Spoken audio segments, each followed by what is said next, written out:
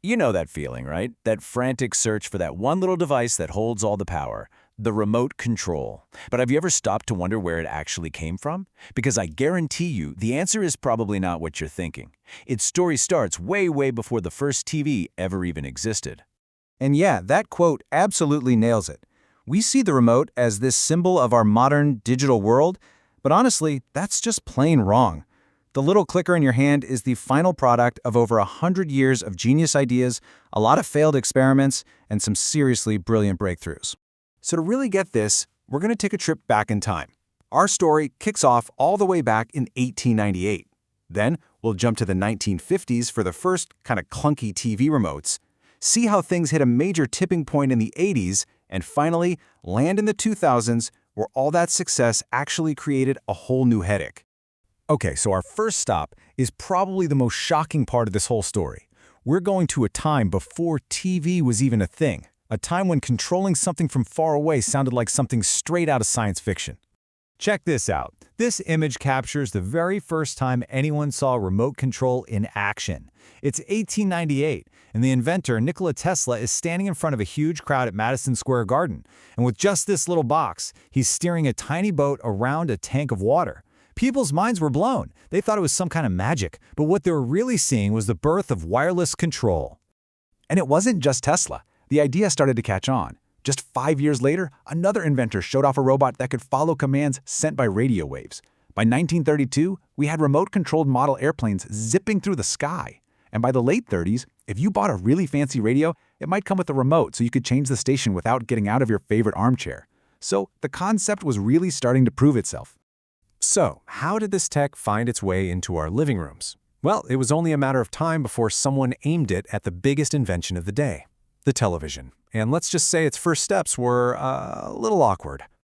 So in 1950, a company called Zenith brings out the very first TV remote. And get this, they called it Lazy Bones, which tells you pretty much everything you need to know. The only catch? It was attached to the TV by this thick, ugly wire that you were constantly tripping over. Yeah, not great. A few years later, they tried a wireless one that used sound waves, but it barely worked. Even as late as the 1970s, remotes were super basic. We're talking maybe just 3 buttons: channel up, channel down, and volume. But then, the 1980s rolled around. Cable TV exploded, which meant there were suddenly tons of channels to watch. And that simple 3-button remote, it just wasn't going to cut it anymore. This decade was when the remote control finally had its big moment. I mean, the jump in what these things could do was just massive. In the late 70s, you had those 3 basic functions. By the 80s, you could punch in a channel number directly. You could mute those loud commercials. You could do so much more. It was a completely different experience. And with all this new power, the remote went from being this quirky little gadget to something you absolutely had to have. For the first time, you weren't stuck watching a show just because you didn't feel like getting up. The remote gave you freedom. It put the control, literally, right in the palm of your hand. And this tech created a brand new human behavior: channel surfing. It totally changed how we watch TV. And it forced the people making the shows to adapt. All of a sudden, they had to grab your attention in the first 5 seconds, otherwise, click, you were gone. The remote was now shaping the actual content we were watching. But you know how it goes. Success often brings its own set of problems. As we rolled into the new millennium, the remote became a victim of its own success, and it led to a kind of clutter I'm sure we all remember.